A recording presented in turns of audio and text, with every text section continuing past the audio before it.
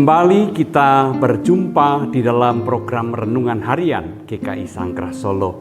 Sebelum kita membaca dan merenungkan firman Tuhan, mari terlebih dahulu kita satukan hati kita di dalam doa. Mari kita berdoa. Ya Tuhan, kami akan membaca dan merenungkan firman-Mu di dalam segala keterbatasan dan kelemahan kami. Kami memohon pertolongan dari Tuhan. Dalam nama Tuhan Yesus kami berdoa. Amin. Saya mengajak saudara untuk memperhatikan satu ayat saja dari surat 1 Korintus pasal yang pertama, ayat yang ke-18 yang berbunyi demikian. Sebab pemberitaan tentang salib memang adalah kebodohan bagi mereka yang menuju kebinasaan. Tetapi bagi kita yang diselamatkan, pemberitaan itu adalah kekuatan Allah. Demikianlah firman Tuhan. Saudara yang terkasih dalam Tuhan Yesus Kristus, Rasul Paulus mengatakan salib itu lambang kebodohan bagi yang akan mengalami kebinasaan. Tetapi salib itu justru lambang kekuatan, hikmat dari Allah bagi mereka yang terbuka untuk menyambut dan menerima keselamatan. Mengapa salib dikatakan kebodohan? Saudara yang terkasih dalam Tuhan Yesus Kristus, salib itu lambang atau simbol pengorbanan diri yang setuntas-tuntasnya. Pengorbanan diri yang total. Dan itulah sebabnya dikatakan bodoh karena bertentangan atau berlawanan dengan semangat dunia. Karena di dunia ini orang punya kecenderungan untuk mengorbankan orang lain ketimbang mengorbankan dirinya. Pengorbanan diri itu sesuatu yang dipandang merugikan, kebodohan dan kelemahan. Mengorbankan orang lain itu sebuah kekuatan, kecerdikan dan kehebatan.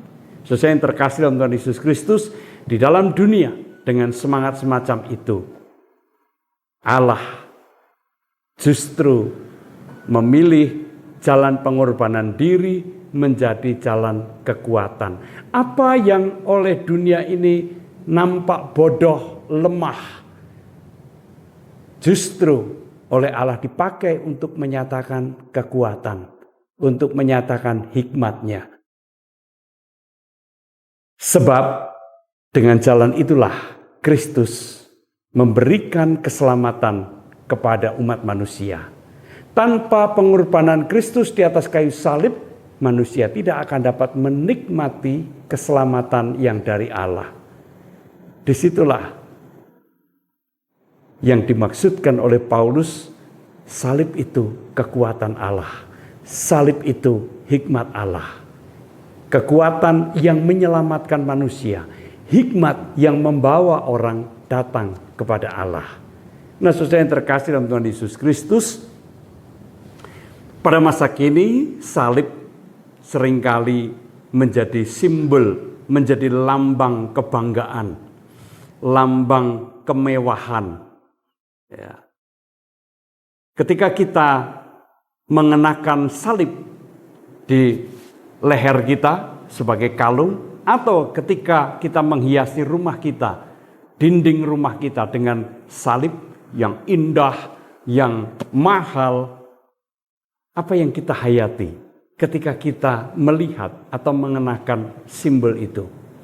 Apakah kita juga menghayati bahwa saya adalah pengikut Kristus yang mau berjalan di jalan Tuhan?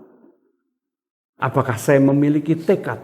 Apakah saya memiliki kesediaan untuk mengorbankan diri demi kepentingan yang lebih luas, demi kepentingan yang lebih banyak, demi menjadi berkat bagi banyak orang? Jikalau kita tidak memiliki penghayatan semacam itu, maka sesungguhnya salib tidak berbicara apapun kepada kita. Salib tidak punya makna apapun kecuali sekedar dekorasi, kecuali sekedar keindahan. Bahkan mungkin juga sekedar sebuah kemewahan. Tetapi ketika kita mengenakan itu atau memandang simbol itu dan kemudian kita selalu diingatkan, saya adalah pengikut Kristus, saya mengikuti jalan Tuhan. Dan jalan Tuhan adalah jalan pengorbanan diri untuk menjadi berkat bagi banyak orang. Untuk memuliakan Allah, untuk mengutamakan kepentingan banyak orang. Maka sesungguhnya salib itu sungguh berbicara kepada kita, memberikan hikmat Allah kepada kita. Mari kita koreksi, mari kita renungkan di dalam kehidupan kita. Ketika kita berdekatan, ketika kita mengenakan, ataupun ketika kita memandang salib itu, apa yang kita hayati?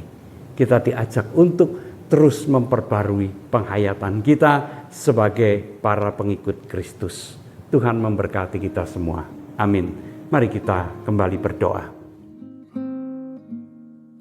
Ajarkan kepada kami ya Tuhan untuk berjalan di jalan Tuhan, untuk mengikuti apa yang menjadi kehendak Tuhan. Jalan salib adalah jalan pengorbanan diri, jalan salib adalah jalan untuk menjadi berkat bagi banyak orang.